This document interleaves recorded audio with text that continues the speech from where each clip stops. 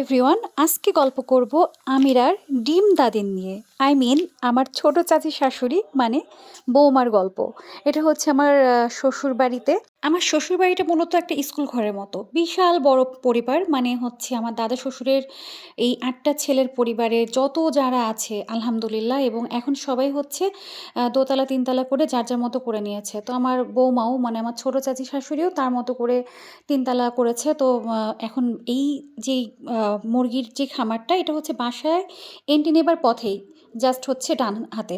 তো বৌমার এই শৌখিনতা দেখে আমার বেশ ভালো লেগেছে, এবং এটা শৌখিনতা প্লাস এক ধরনের অনেক উপকার। এই যে রেগুলার যে ডিমটা পাওয়া যাচ্ছে, এটা কি অনেক উপকার না? তারপরে বাসায় কেউ আসলে পরে নিজের ঘরের মুরগি মানে রান্না করে খাওয়া হচ্ছে, এটাও কিন্তু অনেক একটা সোয়াবের ব্যাপার।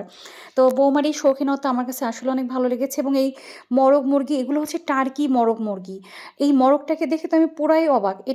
এটা নাকি আরও বড় হবে, এবং হচ্ছে এটা মানে আমি ব্রয়লার মুরগি দেখেই অবাক হয়ে যাই, আর এই মুরগি মরগগুলো দেখে আমি তো পুরাই অবাক। বোমার হচ্ছে অনেকগুলো কবুতর আছে এখানে। তো আমি আর ভেতরের দিকে যে ভিডিওগুলো করি নাই। বৌমার সাথে গল্প করতে করতে সময়গুলো কেটে গেল। আর প্রতিদিন আমিরার দাদি আমিরাকে হচ্ছে একটা করে ডিম দিত, দেশি মুরগির ডিম, টার্কি ডিম। এই ডিমগুলো হচ্ছে প্রতিদিন সকাল সন্ধ্যা করে দিত। তো আমিরা যখন তার দাদার বাড়িতে গিয়েছিল, তখন তার ছোট দাদির দেয়া ডিম খেয়েই আমিরার হচ্ছে কয়দিন সুন্দর করে পার হয়ে গেছে। আর এই যে আমার মেয়ে সেজো যা আমার জন্য আমিরার জন্য পিঠা তৈরি করেছে। আর খাসির কাবাবটা অনেক মজা হয়েছিল। খাসির কাবাবটা করেছিল কলার কাঁচা কলা দিয়ে বলল।